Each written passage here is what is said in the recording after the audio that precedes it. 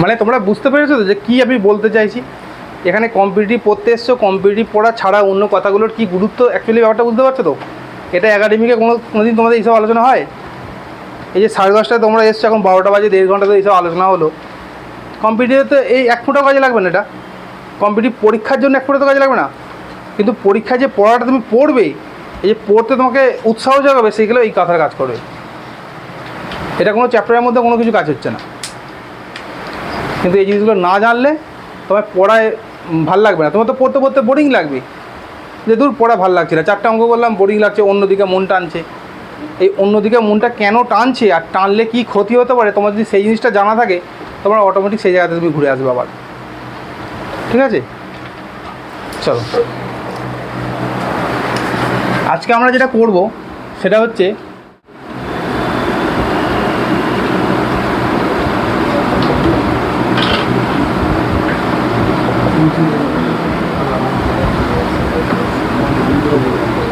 তো এই partnership business, বা আমরা বাংলায় যেটা বলি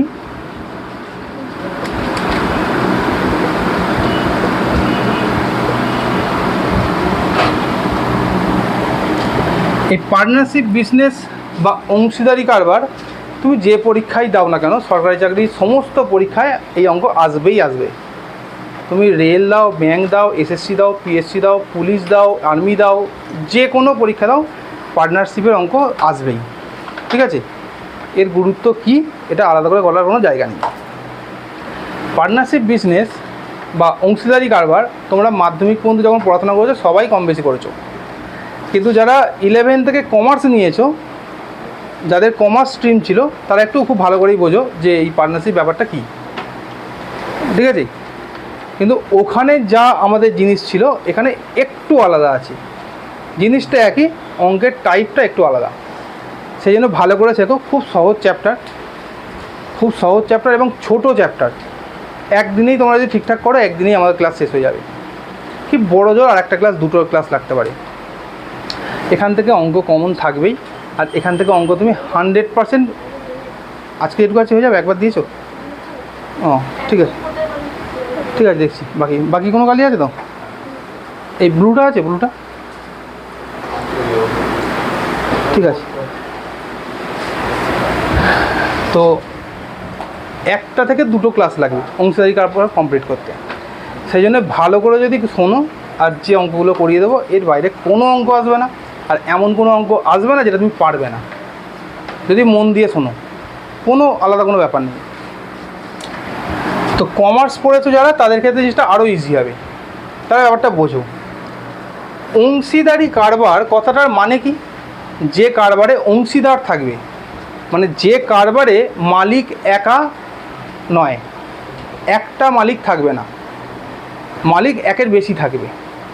2জন থাকতে পারে, 3জন থাকতে পারে, 5জন থাকতে পারে, 10জন থাকতে পারে, 500 জন থাকতে পারে, একা হবে না। কারণ একা হলে কথাটা অংশীদারি কারবার হবে না। এখানে অংশীদার ঢুকছে। অংশীদার মানে হচ্ছে একাধিক ব্যক্তি মিলে যে কারবার করা হবে। একাধিক ব্যক্তি, আমি ধরে নিলাম এ একজন ব্যক্তি আর বি একজন ব্যক্তি, দুটো ব্যক্তি। অংশীদারি কারবারে মালিক একের বেশি হবে, আমাদের অঙ্ক আসবে 2জন, 3জন, 4জন, এই 4টে দিয়ে। বেশিরভাগ চান্স 2 অথবা 3 জনের, সবথেকে বেশি চান্স 3 জনের। ঠিক আছে, তো আমরা প্রথমে 2জনের দিয়ে ব্যাপারটা বুঝি কীরকম। এ ব্যক্তি এবং বি ব্যক্তি, 2জন ব্যক্তি। 2জন মনে করো বিজনেসে ইনভেস্ট করলো 100 টাকা করে। এ 100 টাকা, এ মনে 200 টাকা মনে করো। এ ইনভেস্ট করলো 100 টাকা, বি ইনভেস্ট করলো 200 টাকা। এবার টাকা যখন ইনভেস্ট করে, একটা নির্দিষ্ট টাইমের জন্য ইনভেস্ট করে, একটা টাইম থাকবে, আর কি থাকবে, প্রফিট হবে একটা সময়ের পর। তাহলে অংশীদারি কারবারের মূল যে 3টে কথা, সেটা হচ্ছে ইনভেস্টমেন্ট, 2 হচ্ছে টাইম, 3 হচ্ছে প্রফিট। এই 3টে জিনিস আমার এখানে মূল কথা। ইনভেস্টমেন্ট বা বিনিয়োগ, টাইম সময়, আর প্রফিট বা লাভ। এইবার এগুলোর মধ্যে কিছু সম্পর্ক আছে। প্রফিট বেরোবে এ দুটোকে মাল্টিপল করলে, মানে investment into time equals to profit. একটু ব্যাপারটা বুঝি কীরকম। এ 100 টাকা বিনিয়োগ করেছে ফর 1 ইয়ার, বি 200 টাকা ইনভেস্ট করেছে ফর 1 ইয়ার। দুজনেই 1 বছরের জন্য 100 টাকা এবং 200 টাকা ইনভেস্ট করেছে। প্রফিট হয়েছে মনে করো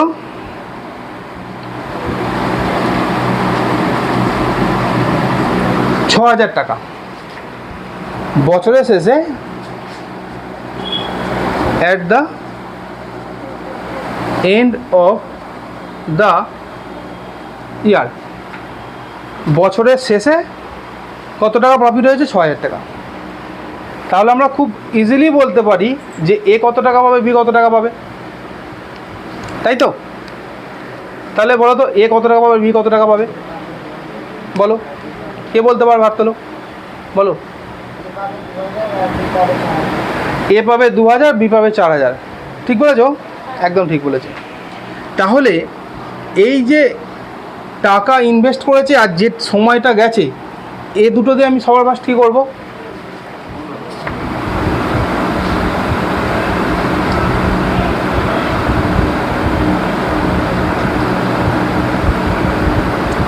কী বের করবো? প্রফিট শেয়ারিং রেশিও বের করব।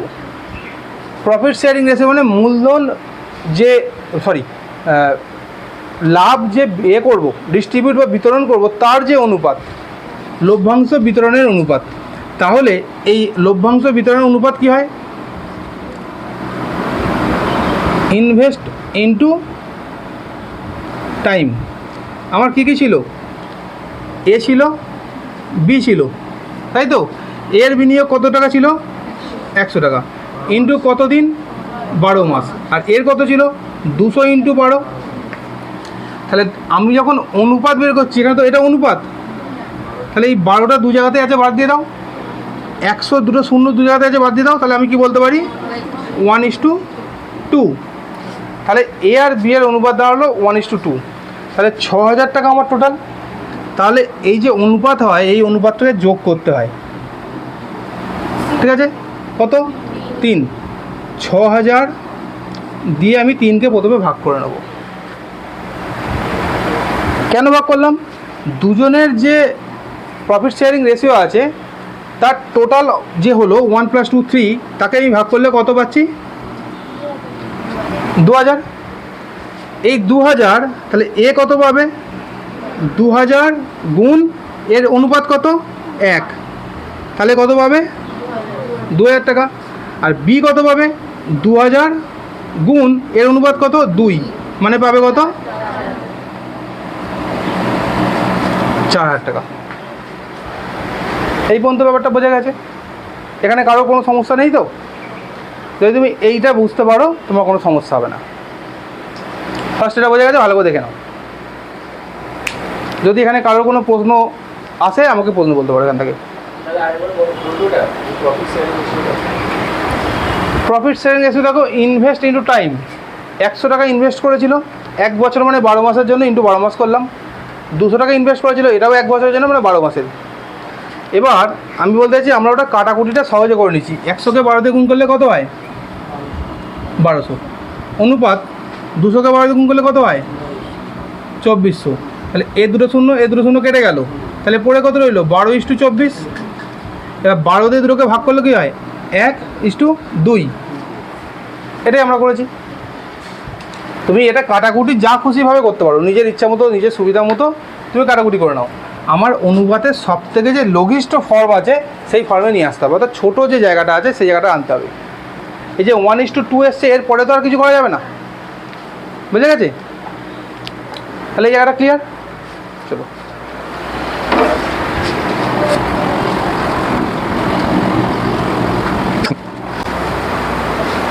একদম ইজি টু হার্ড টোটাল অঙ্কটাই করব, যেখানে কোনো অঙ্কই তোমাদের সমস্যা হবে না।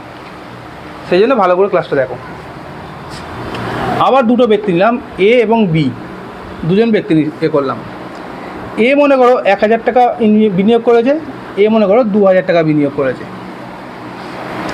ঠিক আছে। এ মনে করো 6 মাসের জন্য বিনিয়োগ করেছে, আর বি মনে করো আচ্ছা 8 মাস, বি মনে করো টোটাল বছরের জন্য 12 মাসের জন্য বিনিয়োগ করেছে। এ 6 মাসের জন্য, বি 12 মাসের জন্য, ঠিক আছে। 6 মাস পরে এ টাকাটা তুলে নিয়েছে। এবার প্রফিট হয়েছে মনে করো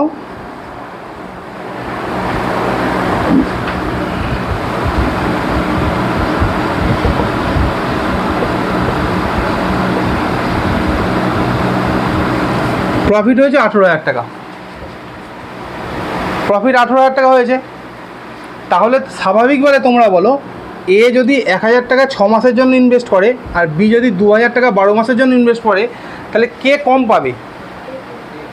এ কম পাবে। আর কে বেশি পাবে? বি কম বেশি পাবে। এবার প্রশ্ন হচ্ছে প্রফিট এ কত পাবে আর বি কত পাবে?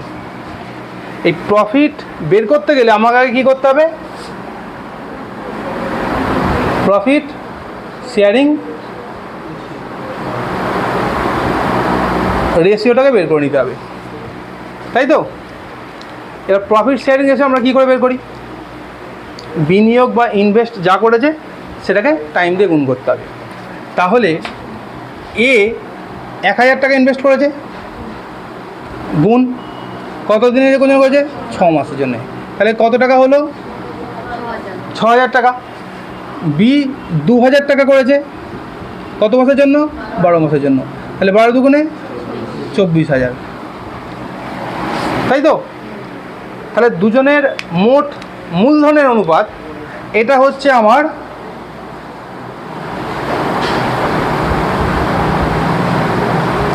ক্যাপিটাল রেশিও বা মূলধনের অনুপাত। ক্যাপিটাল রেশিও মানে আমরা টোটাল যে টাকাটা ইনভেস্ট করেছে, মনে করো 1000 টাকা 6 মাসের জন্য 6000 টাকা, এ 2000 টাকা 12 মাসের জন্য 24,000 টাকা। এটা আমার মূলধন রেশিও বেরোলো, ক্যাপিটাল রেশিও। এবার এইখান থেকে আমাকে প্রফিট শেয়ারিং রেশিও আসতে হবে, মানে কে কত টাকা যে আমার পাচ্ছে। টোটাল তো মূলধন বিনিয়োগ করেছে এই টাকাটা, এবার কত দিনের জন্য যে আমার ইনভেস্ট করেছে তার উপর আমি প্রফিট শেয়ারিং রেশিও বার করবো। তাহলে 6000 টাকা এ করেছে এবং বি করেছে 24,000 টাকা, তাই তো? তাহলে এর 3টে শূন্য আমি যদি কেটে দিই, এর 3টে শূন্য যদি কেটে দিই, তাহলে আমার পরে কত থাকে? 6 আর 24, যেটাকে কাটাকুটি করলে আমি কত পাবো? 1:4। এটাতে তোমাদের কারোর সমস্যা নেই, তাই তো? তাহলে এই 1:4-এর যোগফল কত? এই 5টা কোথা থেকে এলাকা বুঝতে পারছো তো? এই 1 আর 4-এর যোগফল 5,000টা, 5টা। এবার 18,000-কে আমি প্রথমে কি করে নেবো? 5 দিয়ে ভাগ করে নেবো। তাহলে 5কে 18 দিয়ে ভাগ করলে 3, 3 30, 6 দুটো শূন্য। 18,000-কে 5 দিয়ে ভাগ করলাম। 18,000-কে কেন 5 দিয়ে ভাগ করলাম বুঝতে পেরেছো? এবার আমাকে কি বার করতে হবে? এ কত টাকা পাবে এবং বি কত টাকা পাবে। তাহলে এ পাবে এই 3,600 গুণ 1,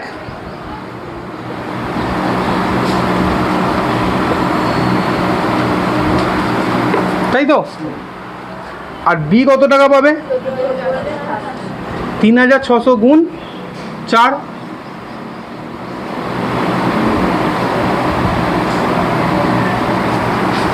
বুঝে গেছে? তাহলে এই সময়টা কিন্তু ভীষণ ফ্যাক্টর করছে, বুঝতে পারছো? ঠিক সেম জিনিসটা, এই জিনিসটাই তুমি একটা মনে করো, একটা আম গাছ ছিল, অনেক আম হয়েছে, দুইজন পার্টনার আম গাছটা ভাড়া নিয়েছে, যে এই বছর আমরা আম গাছটা ভাড়া নিচ্ছি, আম গাছে যা আম হবে আমরা নেব। এইবার এ ব্যক্তি মনে করো 900টা আম পেয়েছে, টোটাল 1000টা আম হয়েছিল, আর বি ব্যক্তি 100টা আম পেয়েছে, ঠিক আছে? এবার একজন 900টা আম পেয়েছে, একজন 100টা আম পেয়েছে, তাই টোটাল আম পেলো কটা? 1000টা পেলো। এবার এই যে পেলো, তারা ভাড়া যখন দিয়েছিল, ওই যে আম গাছটা যে ভাড়া করেছিল, মনে করো 1000 টাকা ভাড়া দিয়েছিল, 1000 টাকা ভাড়া দিয়েছিল। এ ব্যক্তি মনে করো 100 টাকা দিয়েছিল, বি ব্যক্তি মনে করো 900 টাকা দিয়েছিল, দিয়ে 1000 টাকা ভাড়া নিয়েছিল। এখন যখন আম পাড়া হলো, এ ব্যক্তি পেয়ে গেল 900 টাম আর বি ব্যক্তি পেয়ে গেল 100 টাম। জিনিসটা ঠিক হলো না? হলো না? হলো না? উল্টোটা হওয়ার কথা ছিল। মানে এটা বুঝতে পারছো, যে বেশি ইনভেস্ট করবে এবং বেশি সময়ের জন্য করবে সে বেশি লাভ পাবে, আর যে কম ইনভেস্ট করবে, কম সময়ের জন্য ইনভেস্ট করবে, সে কম প্রফিট পাবে। সিমিলারলি একটা ছোট্ট উদাহরণ দিই, এই যে তোমরা প্রিপারেশান নিতে এসছো, যে বেশি সময় ইনভেস্ট করবে, বেশি সময়ের জন্য করবে, সে কী পাবে? বেশি ভালো চাকরি পাবে। আর যে কম সময় ইনভেস্ট করবে, কম সময়ের জন্য ইনভেস্ট করবে, সে কম ভালো চাকরি পাবে। আর যে ওই রেশিওর জায়গায় লেভেলেই যাবে না, তার নিচেই আগে তার ইনভেস্ট শেষ করে দেবে, সে চাকরি পাবে না, শুধু কিছু শিক্ষা পেয়ে অফ করবে। তুমি যেমন ইনভেস্ট করবে তেমন তুমি রিটার্ন পাবে, পরিষ্কার কথা। বুঝতে পেরেছো? তাহলে এ আর বি দুজন ব্যক্তি যদি থাকে, সেক্ষেত্রে তারা টাকার পরিমাণ যাই ইনভেস্ট করুক, সময় যাই হোক না কেন, তোমাদের রেশিও বার করতে পারবে। এখন এর 6 মাসটা আমি যদি 26 মাস বলি, আর এর যদি আমি 3 বছর বলি, অসুবিধা কিছু আছে? 6 মাসটা যদি 26 মাস বলি, তাহলে 26 মাস দিয়ে গুণ হবে। আর এর যদি আমি বছরে বলি, মাসে না বলে, 3 বছর মানে 36 মাস, তাহলে 36 দিয়ে গুণ হয়ে যাবে। তাহলে আমি ওখান থেকে প্রফিট শেয়ারিং রেশিও বা ক্যাপিটাল রেশিও পেয়ে যাবো। আমি মূলধন কত পরিমাণে বিনিয়োগ করেছে আর আমার প্রফিট শেয়ারিং রেশিও কী আছে আমি বের করতে পারবো। আমার দরকার হচ্ছে প্রফিট শেয়ারিং রেশিও। সেখানে টোটাল যে প্রফিট হবে, সেই প্রফিট দিয়ে আমি ওই মূলধনের যে প্রফিট শেয়ারিং রেশিওর যে অনুপাতটাকে যোগ করে আমি টাকাটা বের করে নিয়ে কে কত টাকা পাবে আমি ডিস্ট্রিবিউট করে দেবো। এই হচ্ছে আমার অংশীদারি কারবারের কাজ। বুঝে গেছে? এটা জাস্ট কনসেপ্ট। এই কনসেপ্ট যদি ক্লিয়ার থাকে, এখানে আর কিছু অঙ্কই নেই।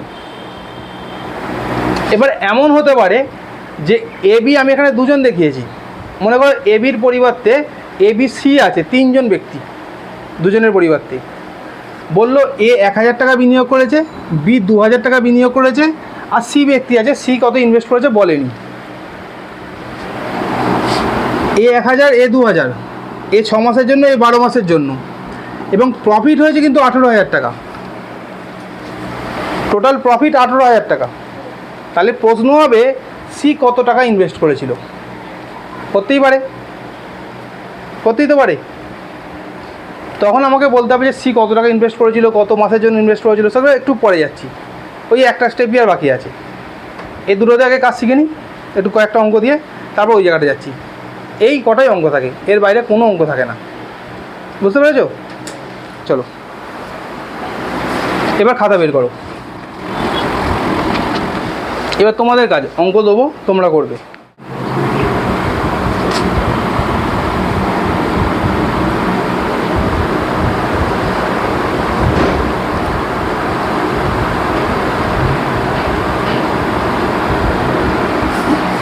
এ 15,000 টাকা ইনভেস্ট করেছে, বি 35,000 টাকা।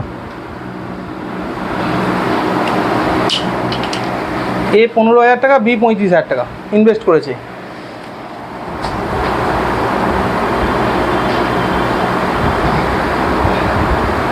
টোটাল প্রফিট হচ্ছে 10,000 টাকা।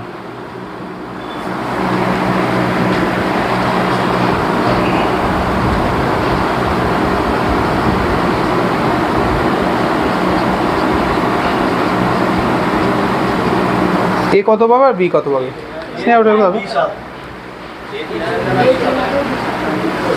এ 3,000 টাকা, বি 7,000 টাকা। তোমরা ইজিলি বলতে পারছো এটা? কে কে পারছো না একবার দেখে নিই, চেষ্টা করো আগে। যারা পারছো না আগে চেষ্টা করো, তারপর বলছি।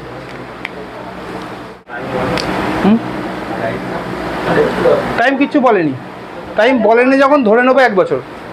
যদি টাইম কিছু না বলে দেয় তখন টাইম ধরে নেবো 1 বছর। আর যদি 1 বছর দিয়ে অঙ্ক করো, তাহলে 12 দিয়ে গুণ করার প্রয়োজন নেই। ঠিক আছে? এদের তো অনুপাত বের করবো, 3টে করে শূন্য তো কেটে দেবো আগেই। তাহলে পড়ে কত রইল? এখানে 15, এখানে 35।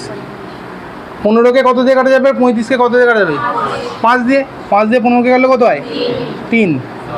আর একে 7। তাহলে এদের অনুপাত কত হলো? 10। তাহলে 10,000কে যদি আমি 10 দিয়ে ভাগ করি, তাহলে থাকবে কত? 1000। এই 1000 দিয়ে আমি 3কে গুণ করবো, এ পাবে। এর অনুপাত কত? 3। তাহলে 3000 হচ্ছে এর জন্য। আর বি এর তাহলে কত হবে? এই তো ব্যাপার, আর তো কিছু নেই, একদম ইজি অঙ্ক, কারো কোনো সমস্যা নেই জায়গায়। চলো একটুখানি একটা স্টেপ একটু হাই করি।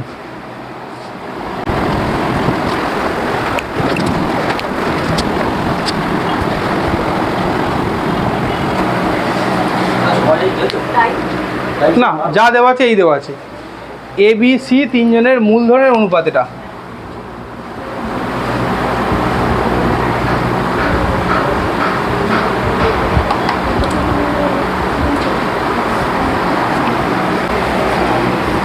দেখো কাঁধে কাঁধে হয়নি, এবার হাতটা তুলে দেখি। ঠিক আছে, আগের যে স্টেপটা ছিল, মানে আগের যে অঙ্কটা হলো, এটা ঠিক একই অঙ্ক। এখানে আগে তোমরা অনুপাতটা বের করছিলে, এখানে অনুপাত দিয়ে দিয়েছি, 1 নম্বর কথা। আর 2 নম্বর কথা হচ্ছে অনুপাতটা যে দিয়েছে, অনুপাতটা তোমার পূর্ণ সংখ্যায় না দিয়ে ভগ্নাংশ সংখ্যায় দিয়েছে। এই ভগ্নাংশ সংখ্যা থেকে তোমাদেরকে পূর্ণ সংখ্যা আনতে হবে, এইটুকুই হচ্ছে তোমাদের কাজ। এবার যদি ভগ্নাংশ সংখ্যায় দেয় এরকম, তাহলে নিচে যে অংশটা আছে, এই নিচের অংশটাকে কী বলা হয়? হর। হরকে ইংরেজিতে কী বলা হয়? আর লবকে কী বলা হয়? নিউমিনেটর। ওই যে কম ডিক্রিজ বলেছিলাম, হর। এই 4, 3 এবং 2 এর কি কাজ করবো আমরা? লসাগু কাজ করব। ঠিক আছে, লসাগু। 4, 3, 2 এর লসাগু কত? 12। কেন হবে না? 4 আর 3 এর লসাগু কত? 12। কারণ 4 আর 3 এর ভাগ যায় না, আর ভাগ না গেলে কী করতে হবে? 4 দিয়ে 3কে গুণ করতে হবে, 12। 12 আর 2 এর লসাগু কত? 12, কারণ 12কে 2 দিয়ে ভাগ করা যায়। তাহলে এদের যদি 12 লসাগু হয়, তো আমাকে কাজ করতে কী হবে? এখানে গুণ 12। ঠিক আছে, এটা আমি করছি, তোমরা এটা মনে মনে কাজ করবে। যদি মনে মনে কাজটা করো, তখন এই 12 যদি থাকে, 4 দিয়ে 12কে কাটলে কত হয়? 3। 3 দিয়ে 12 কাটলে কত হয়? 4। একে কাটলে কত হয়? 6। তাহলে এর অনুপাত দাঁড়ালো 3, মানে এবিসির অনুপাত দাঁড়ালো 3:4:6।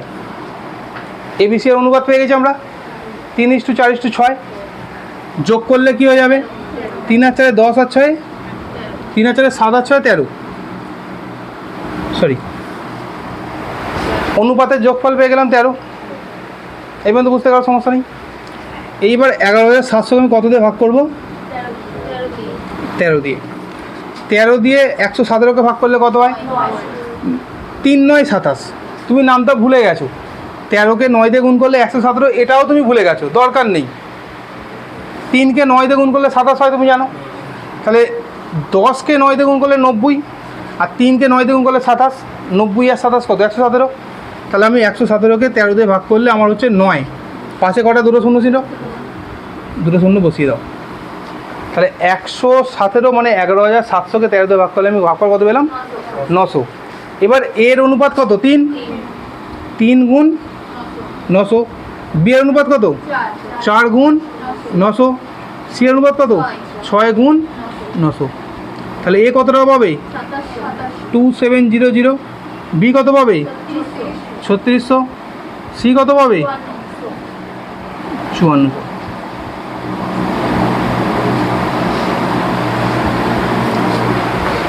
বলো, বুঝতে সমস্যা আছে কারোর? এইটা কিছু যখন টাইম বলেনে, আমরা ধরে নিলাম একটা টাইম নির্দিষ্ট আছে, সেটা ধরে নিলাম 1 বছর।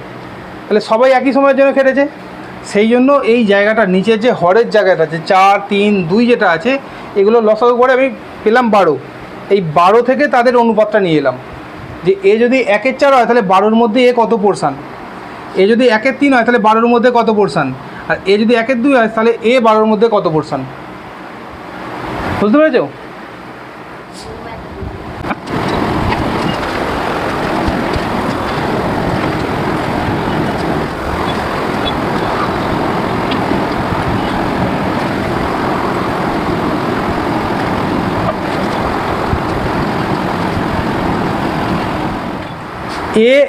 এ 10,000 টাকা ইনভেস্ট করেছে, বি 15,000 টাকা ইনভেস্ট করেছে। দুজনের মূলধনের পরিমাণটা বলে দিয়েছে, সময় কিছু বলেনি। কি বলেছে? এ ব্যবসা দেখার জন্য 1/3 অংশ নেবে। কী নেবে? লাভের 1/3 নেবে। অর্থাৎ টোটাল যে লাভ হয়েছে, টোটাল প্রফিটের 1/3 সে কিসের জন্য নেবে? ব্যবসা দেখাশোনা করার জন্য। দুজনে ব্যবসা করেছে, এ বলেছে আমি ব্যবসাটা দেখাশোনা করবো, বি বলছে আমার টাইম নেই, আমি টাকা ইনভেস্ট করে দেবো। এরকমভাবে তো ব্যবসা চলে। বি বলছে আমার টাকা দেখা মানে ব্যবসা দেখার সময় নেই, এ বলছে ঠিক আছে আমি দেখবো। তার জন্য কিন্তু আমি যা লাভ হবে তার 1/3 নিয়ে নেবো আগে। তারপর যে বাকি লাভ থাকবে, সেই বাকি লাভ মূলধনের অনুপাতে বন্টন হবে। কাদের মধ্যে? এ আর বি এর মধ্যে। এবার মোট লাভ হয়েছে 6,000 টাকা। মোট লাভ যদি 6,000 টাকা হয়, তাহলে এ এবং বি কত টাকা করে পাবে? এটা হচ্ছে প্রশ্ন। করো সবাই।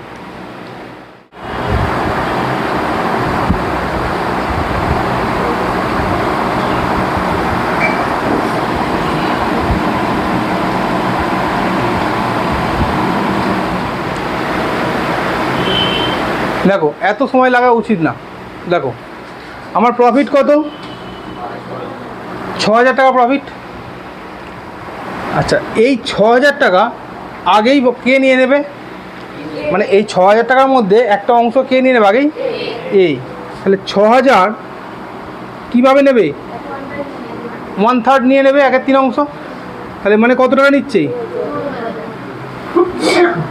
6,000 টাকার মধ্যে 1/3 2,000 টাকা এ প্রথমেই ব্যবসা দেখাশোনা করার জন্য নিয়ে নিল। এটা মনে করো তার স্যালারি হোক, তার পারিশ্রমিক হোক, যাই হোক, সে নিয়ে নিয়েছে। সে যে ব্যবসা দেখাশোনা করেছে, খাটাখাটনি করেছে। এবার সে পাবে কত টাকা? তাহলে তাদের অনুপাত বের করতে হবে। তাহলে এর 3টে শূন্য, এর 3টে শূন্য কেটে দাও। এখানে কি পড়ে আছে? 10, এখানে কি পড়ে আছে? 15। তাহলে অনুপাত কত দাঁড়াবে? 2:3। যোগফল কত? 5।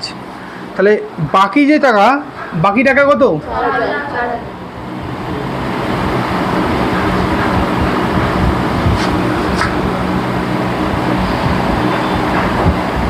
6K - 2K করে কত থাকবে? 4,000 টাকা। এই 4,000 টাকাই তো অনুপাতে এ হবে, বন্টন হবে। তাহলে এ পাবে 4,000 গুণ, এখানে কি দাঁড়াবে? এটাকে আমি 5 দিয়ে ভাগ করে নিতে পারি, 800 টাকা। 5 দিয়ে কেন ভাগ করলাম বুঝতে পেরেছো তো? এই 2 আর 3 এর 5 যোগফল। তাহলে এটাও করতে পারি। যদি এটা করতাম তাহলে 2 এর 5 করতাম, 2 এর 5 করতাম। 2 এর 5 কেন করতাম? 2 হচ্ছে এর মূলধন অনুপাত, আর দুজনের যোগফল 5। 5 দিয়ে 4,000কে ভাগ করে দেখো 800ই আসবে। 800কে 2 দিয়ে গুণ করলে যা আসবে, ওখানে 5 দিয়ে আমি আগেই ভাগ করে রেখেছি। ঠিক আছে, তাহলে আমি এইটা করছি না, যেভাবে শিখেছি সেটাই করছি। তাহলে ওখানে কত বেরিয়েছে? 800 গুণ 2 সমান মোট তাহলে কত হলো?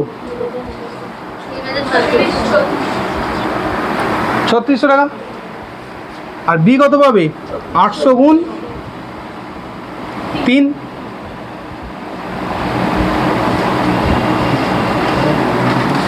দেখো বুঝতে পেরেছো কিনা? কোন 2,000 টাকাটা? এই 2,000 টাকাটা? এই 2,000 টাকা তো এ ব্যবসা দেখাশোনা করার জন্য অলরেডি পেয়ে গেছে। আর এখানে ও মূলধনের অনুপাতে 1,600 টাকা পেলো, দুটো যোগ করে 3600 পেলাম। ঠিক আছে, তুমি ব্যবসা দেখাশোনা করাচ্ছ, তোমার একটা পারিশ্রমিক। আর এটা তোমার, তুমি যে মূলধন বিনিয়োগ করেছিলে 10,000 টাকা, তার যে অনুপাতে তুমি টাকাটা পাচ্ছ 1,600 টাকা।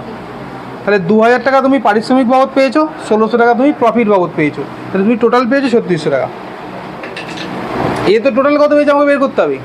আর বি সেখানে 800 × 3 2400 টাকা জাস্ট পেয়েছে। ঠিক আছে,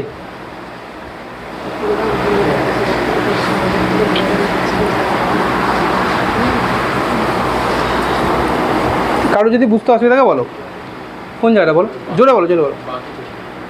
বাকি আমার তো টোটাল মূলধন 6,000 টাকা। টোটাল মূলধন বলেছিল কি, এ ব্যবসা দেখার জন্য লাভের 1/3 নেবে। তাহলে এই যে দেখার জন্য নেবে, সেটা ওদের দুজনের মধ্যে যে বন্টন হবে, বন্টন করার আগেই নিয়ে নেবে। তাহলে 6,000 টাকার মধ্যে 1/3 কত টাকা? 2,000 টাকা। সেই 2,000 টাকা যদি নিয়ে নেয়, লাভ তো মোট 6,000, 6,000-এর মধ্যে 2,000 নিয়ে নিল। তাহলে এখন লাভের কতটুকু অংশ পড়ে আছে? 4,000 টাকা। এই 4,000 টাকা ওরা মূলধনের অনুপাতে দুজনে ভাগ করে নেবে। এই হচ্ছে ব্যাপার। 6,000 টাকা ভাগ আর হবে না, কারণ এ তো 2,000 টাকা নিয়ে নিয়েছে, আর কি করে হবে? বুঝে গেছে? কারোর সমস্যা আছে বুঝতে বলো, মুছে দিই। একদম পুরো এরকম টাইপেরই অঙ্ক পরীক্ষায় আসবে।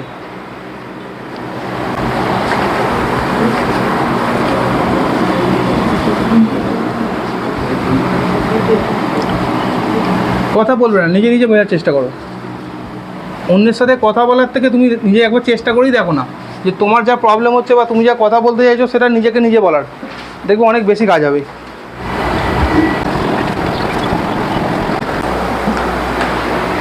দেখো এখানে কিন্তু কোনো টাকা ফাঁকার কিছু বলেনি। তোমরা যেমন আগে টাকা দেখছিলে যে এ এত টাকা ইনভেস্ট করছে, বি এত টাকা ইনভেস্ট করছে, সি এত টাকা ইনভেস্ট করছে, তারপর সময়ের ব্যাপার, এখানে দেখো কিচ্ছু বলেনি। এ বলছে মোট যে মূলধন তার 1/4 অংশ এ বিনিয়োগ করেছে, মোট যা মূলধন তার বি 1/3 অংশ বিনিয়োগ করেছে, আর বাকিটা সি করেছে। সি কত করেছে বললো না, বাকি অংশ সি করেছে। মোট যা মূলধন তার 1/4 অংশ এ, 1/3 অংশ বি, আর সি হচ্ছে বাকি অংশ। এইভাবে তারা বিনিয়োগ করেছে। মোট লাভ হয়েছে ব্যবসায় কত, 16,800 টাকা। তাহলে এবিসি কত টাকা পাবে?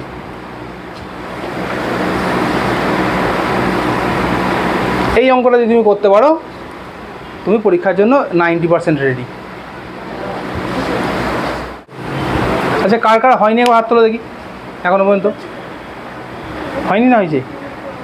হয়নি, হাত তোলো, একটু ভালো করে হাত তোলো, ভালো করে হাত তোলো দেখি। 1 2 3 4 5 6, ওরে বাবা অনেক হাত তুলেছে। আমি তো এত হাত তোলার দেখা অভ্যস্ত নেই আমি, তাতে বরঞ্চ করে দিই। দেখো আগে সি কতটা লভ্যাংশের অনুপাত মানে কতটা করেছে, বিনিয়োগ করেছে, সেটা আগে বের করতে হবে। যেভাবে এ বলে দিয়েছে, বি বলে দিয়েছে, আগে কি কাজ করলাম, এবিসি তিনটেই দিয়ে দিয়েছিলাম এরকমভাবে। এখানে সিটা বলে দেয়নি, বাকি অংশ বলে দিয়েছে। তাহলে মোট অংশ যদি 1 হয়, 1 যদি মোট অংশ হয় টোটাল, তা থেকে যদি আমি 1/4 বাদ দিই তাহলে এর অংশ বাদ চলে গেল। তারপর যদি আমি 1/3 অংশ বাদ দিই তাহলে বি এর অংশ বাদ চলে গেল। তাহলে মোট যে অংশ সেখান থেকে এ আর বিকে বাদ দিলে বাকি যেটা পড়ে থাকবে সেটাই তো সি এর। বোঝার চেষ্টা করো, তাই না? তাহলে 1 মাইনাস, মানে আমি যদি এইভাবে না করি, 4 আর 3 কত 12, নিচে কেন 12 করলাম বুঝতে পেরেছো? 1-এর নিচে কিছু নেই মানে কত আছে, 1 আছে। তাহলে 1-এর নিচে কিছু নেই মানে 1 আছে। তাহলে 1 দিয়ে যদি 12কে ভাগ করি, 12কে 1 দিয়ে গুণ করলে 12, বলছি 12কে 1 দিয়ে গুণ করলেও 1, মাইনাস 4 দিয়ে 12কে ভাগ করলে 3 দিয়ে 1কে গুণ করলে 3, মাইনাস 3 দিয়ে 12কে ভাগ করলে 4 দিয়ে 1কে গুণ করলে 4। এই পর্যন্ত তো তোমাদের বুঝতে সমস্যা নেই, একদম বাচ্চাদের যোগ বিয়োগের ভগ্নাংশের কাজ। এইবার তাহলে 12 থেকে 3 বাদ দিলে 9, 9 থেকে 4 বাদ দিলে 5, 5/12। তাহলে সি এর বাকি অংশ মানে কত পেলো, সি মানে 5/12, তাই তো? সি এর এই যে ভগ্নাংশটা 5/12 কী করে পেলাম বুঝতে পেরেছো? এইটাই এখানে মেন কাজ, আর কোনো কাজ নেই। এবার আগের অংশ দেখো, আগের অঙ্ক যে করেছি এই 3টে আমরা ভগ্নাংশ দিয়ে দিয়েছিলাম, এখানে যেটা দেয়নি সেটা বের করে নিলাম। এইখানে কার সমস্যা আছে বলো, আছে কারো সমস্যা আছে?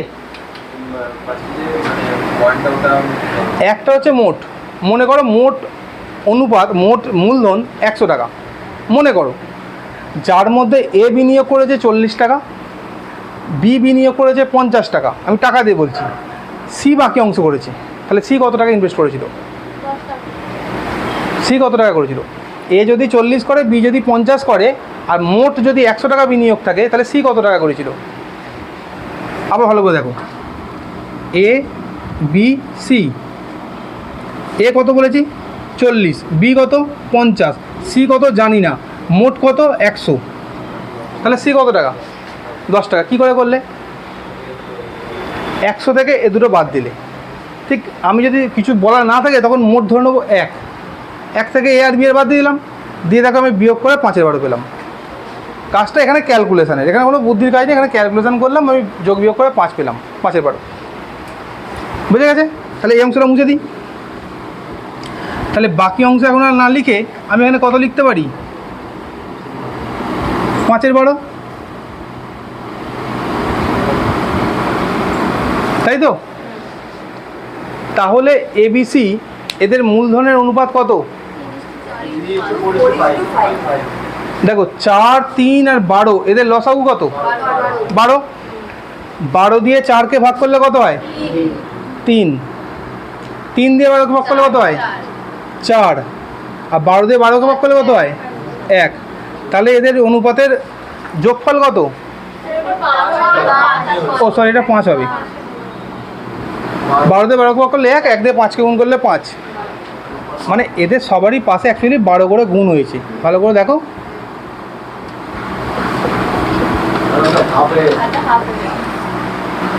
এই 4 দিয়ে 12কে কাটো 3, 3 দিয়ে 1কে গুণ করলে 3, 3 দিয়ে 12কে ভাগ কাটাকুটি করো 4, 4 দিয়ে 1কে গুণ করলে 4, 12 দিয়ে 12কে ভাগ করো, এটা 1-এর 12 হয়ে গেছে, সরি এগুলো সব 1-এর 12 হয়ে গেছে ভুল করে, এগুলো সব 12 হবে। হ্যাঁ,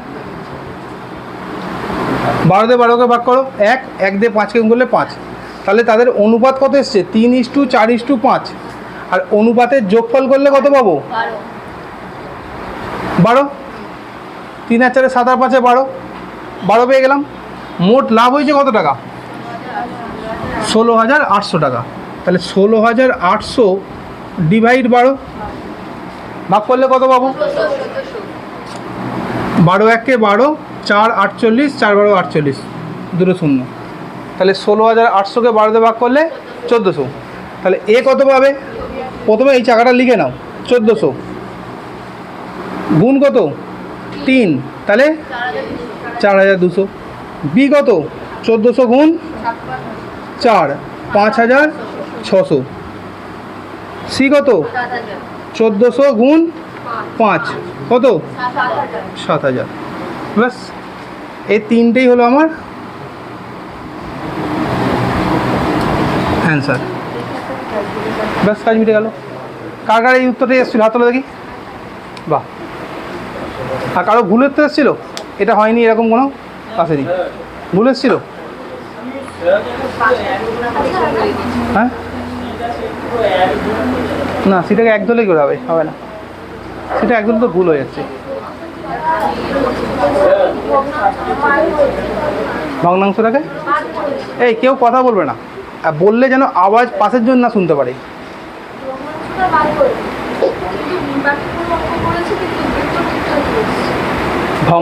এইটা এই 5-এর 12টা বের করনি, না বার করে কী করে করলে? 16,800 টাকা দিয়ে 1-এর 4 দিয়ে ওটার অংশটা বার করে নিয়েছি, আর 1-এর 3 দিয়ে ওটার অংশটা বার করে নিয়েছি। বাকি যেটা করে আসছে সেটা অবভিয়াসলি সি। হ্যাঁ, তুমি যেটা বলতে চাইছো, যদি ভগ্নাংশটা জানতে না চাই তাহলে আমাকে ভালো। তুমি যেটা বলতে চাইছো 1-এর 4 অংশ তুমি 16,800 1-এর 4 অংশ বার করে নিয়েছো, 1-এর 3 অংশ বার করে নিয়েছো। আচ্ছা, তারপরে তুমি এটা করেছো। এটা সব ক্ষেত্রে হবে না, যেহেতু এখানে 1 আছে সেই জন্য তুমি করতে পেরেছো। এবার এটা 1-এর পরিবর্তে মনে করো এটা 3-এর 4 রইলো, এটা 5-এর 7 রইলো, আর কিন্তু আসবে না। এখানে ফিগারটা এমন আছে, মানে সংখ্যাটা এমন আছে, তোমার ওইভাবে করলে মিটে গেছে, কিন্তু নর্মালি আসবে না।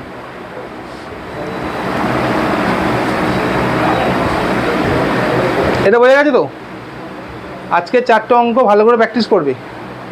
বাড়ির কাজ বলছি শোনো, 4টে, এই যে 4টে অঙ্ক হলো তো আজকে, 4টে আর কিছু কনসেপ্টুয়াল একদম প্রথম দিকে হয়েছিল।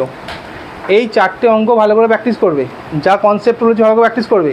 সবার কাছে বই আছে দেখুন, যে বই হোক, বই তো আছে, বই নেই? যা বই আছে সেই বই থেকে প্র্যাকটিস করবে। কালকের পরীক্ষায় তুমি কমন পাবে, এবং আগামী দিনে যা পরীক্ষা হবে অংশীদারি কারবারে কমন পেয়ে যাবে। বুঝে পেয়েছো? আগে এই 4টে অঙ্ক ভালো করে বুঝে বুঝে করবে। বইয়ে যখন করবে, বইয়েতে এই অঙ্কর সাথে অঙ্কের সমাধান থাকবে, মানে তোমাদের বইয়ের যে অঙ্কগুলো থাকবে সেই অঙ্কের সাথে অঙ্কের সমাধান থাকবে। সেই সমাধানটা দেখবে না, সমাধানটাকে চাপা দিয়ে নিজের কাজটা নিজে করো, করে উত্তরটা চেক করে নাও। এবং যখন করছো তখন টাইমারটা ইউজ করো, টাইমারটা ইউজ করো। চাকরি পেতে গেলে তোমার কাজ হচ্ছে টাইমারটা। অঙ্ক করতে পারছো কি পারছো না এটা হচ্ছে তুমি কতটা পারছো সেটা দেখার জন্য, কিন্তু চাকরির পরীক্ষায় তুমি ওই অঙ্কটার জন্য কতটা টাইম ইনভেস্ট করছো সেটা হচ্ছে মেন ব্যাপার। বুঝতে পেরেছো? সেই জন্য কালকে অংশীদারি কারবারটা, এই আজকে যেটা শিখলে এটার জন্য কিছু না, জাস্ট 1 ঘন্টা বাড়িতে দাও। কালকে যেহেতু পরীক্ষা, অংশীদারি কারবার তোমাদের পরীক্ষায় আসবে অঙ্ক, এসেওছে, আমি এটুকু বলে দিচ্ছি, এসেইছে। কারণ আসবে, এসে আমাকে বলতে হবে কেন, আমার অ্যাকচুয়ালি পরীক্ষায় যা পরীক্ষা হবে সেখানে তো অংশীদারি কারবার থাকবে, সেখানে থাকবে আর আমি না দিয়ে থাকতে পারি? আমার ক্ষমতা আছে নাকি যে আমি ওখানে না দেবো? সেই জন্য আছে, ভালো করে প্র্যাকটিস করো, তুমি কমন পাবে। 1 ঘন্টা লাগবে বইয়ের অঙ্কগুলো কমপ্লিট করতে। দেখবে সামনের সপ্তাহে যখন আরেকবার অংশীদারি কারবারটা শনিবার দিন করবো, তখন দেখবে সেদিনকে তোমাদের অলরেডি 90% শেষ। টুকটাক হয়তো কিছু জায়গায় কনসেপ্ট ভুল থাকবে বা সমস্যা হবে, সেগুলো আমি আলোচনা করে দেবো। তাহলে কাজটা অনেক ফাস্ট হবে। আর আমাদের একটা কি সমস্যা হয়, দেখবে পরীক্ষা তোমরা যে দাও না, অঙ্ক রিজনিং ভালো পারো তোমরা, ইংলিশটায় একটু নাম্বার তোমাদের কম ওঠে, আর তোমাদের জিকেতে নাম্বার কম ওঠে। মেনলি জিকেতে তোমরা অনেক পিছিয়ে আছো। লাস্ট পরীক্ষায় মানে লাস্ট যতগুলো মক টেস্ট হয়েছে, তোমরা ভালো করে লক্ষ্য করে দেখতে পারবে, তোমরা জিকেতেই মাত্র 20 থেকে 30% নাম্বার পেয়েছো। মানে 40টা যদি জিকে থাকে, তুমি 5টা থেকে 7টা জিকে ঠিকঠাক করেছো, কি বড় জোর 10টা, 30টা জিকে হয় পারোনি, নয় ভুল করেছো, এর মধ্যে পড়ছে। সেই জন্য জিকে ঠিকঠাক করে পড়ে আসো। জিকে তোমাদের যা বলে দিয়েছি তোমরা তাই পড়ো। যারা নতুন তারা বইয়ে দাগ দিয়ে পড়তে শুরু করো, যেভাবে পড়াচ্ছি সেভাবে পড়তে শুরু করো। আর তোমাদের কারেন্ট অ্যাফেয়ার্সের জন্য কালকের যা বলেছি সেগুলো যদি ঠিকঠাক করে করো, কারেন্ট অ্যাফেয়ার্স 4টে 5টা থাকবে, তুমি 4টে 5টাই কমন পাবে। এবার আমি তো বলে দিতে পারি না যে এই কারেন্ট অ্যাফেয়ার্সটাই করে আসো, তাহলে পরীক্ষা নেবার মানে কী রইলো? আমি টপিকটা বলে দিলাম। টপিকটা কেন বললাম? পরীক্ষাতেও সেমই হবে। আমি যে কোশ্চেনটা দিয়ে তোমরা মক টেস্ট দেবে পরীক্ষা হলে, ঠিক বোর্ড সেরকমই একটা কোশ্চেন তোমাদেরকে দেবে। এবার ওখানে কী আসবে আর আমার পরীক্ষায় কী আসবে, এটা সেম। কারণ আমি আমার ইচ্ছা মতো এইখানে একটা জাস্ট মক টেস্ট নিচ্ছি না। অ্যাকচুয়ালি বোর্ড যে মেথডে যেভাবে পরীক্ষা নেয়, ঠিক 100% সেমভাবে নেওয়া হচ্ছে। তোমার এখানে ওএমআর শিট থাকবে, এখানে কোশ্চেন পেপার থাকবে, টাইমিং থাকবে, তোমার গুরুত্বটা সেই জায়গাতেই দিতে হবে তোমাকে। এখানে সবাই 10টার মধ্যে ঢুকে যাবে। ব্যাগ কোনো একটা জায়গায় ঘরের এক সাইডে হোক, এদিকে হোক, যেখানেও রেখে দেবে। বলে দিয়েছি যে ব্যাগ ছাড়া মানে বই খাতা বা ইত্যাদি এই সমস্ত কিছু রাখবে না, শুধুমাত্র কালো কালির বল পেন, জেল কালি নয়। আর একটা বোর্ড, যেহেতু কোশ্চেনটা তুমি ওএমআরটা দাগ দেবে, যদি তুমি অন্য কোথাও দাও ফুটো হয়ে ছিঁড়ে যাবে, একটা যেহেতু পাতলা, সেই জন্য ওই পাতলা পাতার জন্য একটা বোর্ড ইউজ করবে। আর 2টো কালো কালির পেন রাখবে। 3 টাকা দামের 4 টাকা দামের যে কালো কালির পেনগুলো হয়, দারুণ লেখে, দামি পেনের কোনো দরকার নেই, ঠিক আছে? এটা তোমরা ইউজ করো। যারা নতুন তাদের অভিজ্ঞতা হবে যে কীরকম কোশ্চেন আসে, আমি কীরকম পারি। সবাই কম বেশি পারবে, কারণ মাধ্যমিক লেভেলের তো পরীক্ষা। তুমি ইউপিএসসি আইএএস পরীক্ষা দাও, তারও এনসিইআরটি বই পড়তে হবে। মানে এনসিইআরটি মানে কি, ওই মাধ্যমিক পর্যন্ত যা তুমি পড়েছো সেই বইটাকে তুমি ভালো করে রিভাইজ করো, 6 থেকে 10 পর্যন্ত বা 12 পর্যন্ত। ইউপিএসসি সিভিল সার্ভিস দিতে গেলে 12 পর্যন্ত পড়তে হয়, আর তার নিচের যে পরীক্ষাগুলো আছে মাধ্যমিক পর্যন্ত যথেষ্ট। অর্থাৎ 6 থেকে 10 পর্যন্ত, 6, 7, 8, 9, 10, এই 5 বছর আমরা যা পড়েছি, এই পড়াটাকে যদি আমরা ঠিকঠাক করে পড়ি, অলরেডি কম্পিটিটিভের জন্য অনেকটা এগিয়ে আছি। আর যদি সেই জায়গাটা কারোর কমতি থেকে থাকে, ফাঁকি মেরে থাকো বা যাই হোক না কেন, তোমরা একবার সেই জায়গাটা ঝালাই দিয়ে নাও। বয়সটা তোমাকে আমি ফিরিয়ে দিতে পারবো না, সময়টা ফিরিয়ে দিতে পারবো না, কিন্তু যেটা তুমি ফাঁকি দিয়ে এসছো বা যেটা তোমার খামতি রয়েছে, সেই জায়গাটা পূরণ করার পদ্ধতি আমি বলতে পারি। 6 থেকে 10 পর্যন্ত এখন তুমি যে বইগুলো, তোমাদের স্কুলের যে বইগুলো ছিল, ওগুলো পড়তে গেলে তুমি বুঝতে পারবে না। এখন বুঝতে পারবে না মানে কি, তোমার পরীক্ষার সাথে তুমি রিলেট করতে পারবে না। সেই জন্য কম্পিটিটিভের বই কম্পিটিটিভভাবেই তৈরি করা হয়, ওটাকে আরও কমপ্রেস করা হয়। তোমার 6-এ মনে করো 100 পাতা পড়েছিল, ওই 100 পাতা থেকে 5 পাতায় কম্পিটিটিভ বইয়ে সাবমিট করা আছে। 6, 7, 8, 9, 10 এরকম সমস্ত কিছু সাবমিট করা আছে। সেই জন্য কম্পিটিটিভে তোমাকে একটা বই পড়তে হবে, সেটা তোমার যে ভার্সান সুবিধা হবে, বাংলা, হিন্দি, ইংলিশ, যা সুবিধা। তুমি নিজস্ব যে ভাষায় স্বচ্ছন্দ, যে ভাষায় কমফোর্টেবল ফিল করো, সেই ভাষায় পড়াশোনা করো, কিন্তু পড়াশোনা করো। জিকে কোনো দিন তোমার শেষ হবে না, যেদিনকে চাকরি পেয়ে যাবে সেদিনকেও শেষ হবে না। ইভেন আজকে আমাকে যদি তুমি কোনো একটা জিকে বলো, আমি হয়তো নাও পারতে পারি, কারণ জিকে হচ্ছে সমুদ্রের মতো, ওর কোনো শেষ নেই। কিন্তু অঙ্ক, রিজনিং আর ইংলিশ এ লিমিটেড, জিকে লিমিটেড না, জিকে আনলিমিটেড। ওই জন্য জিকে তোমাদের বেশি বেশি খাটতে হবে, বুঝতে পেরেছো? তো সেইভাবে পড়াশোনা করে আসবে। কেউ পরীক্ষা দাও না দাও, কোশ্চেনটাও সৌমিতার থেকে নিয়ে নেবে, টাকাটাও ওকে দিয়ে দেবে, ঠিক আছে? অর্থাৎ আর কারুর মানে আলাদা করে নাম লিস্টে নাম ঢোকানোর কোনো প্রয়োজন নেই। যে পরীক্ষা দাও, পরীক্ষা দেবে, যে পরীক্ষা কোনো কারণে দিতে পারছো না, সে কোশ্চেনটা কালেক্ট করে নেবে। এবার কোশ্চেনটা কালেক্ট যে করবে কিন্তু পরীক্ষা দেবে না, সে শুধুমাত্র কোশ্চেন কালেক্ট করবে না, সে বাড়িতে একটা টাইমার লাগিয়ে ওই পরীক্ষাটা তুমি দেবে। কোশ্চেনটা এখানে দেখবেন, এখান থেকে নিয়ে নেবে, কিন্তু বাড়িতে তুমি তোমার টাইমে দিয়ে নাও। ওএমআরটাও সঙ্গে নিয়ে নেবে। তুমি সেম পরীক্ষাটা নিজের বাড়িতে নিজের সুবিধা মতো সময় দাও। বুঝতে পারা গেল? না হলে কিন্তু তুমি কোনোদিন সামনে এগোবে না, পিছিয়েই থাকবে।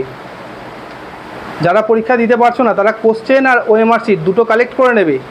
কালেক্ট করে নিজের বাড়িতে পরীক্ষা দাও, দিয়ে ওএমআরটায় কত নাম্বার পাচ্ছ আবার ঠিকঠাক করে চেক করে নাও।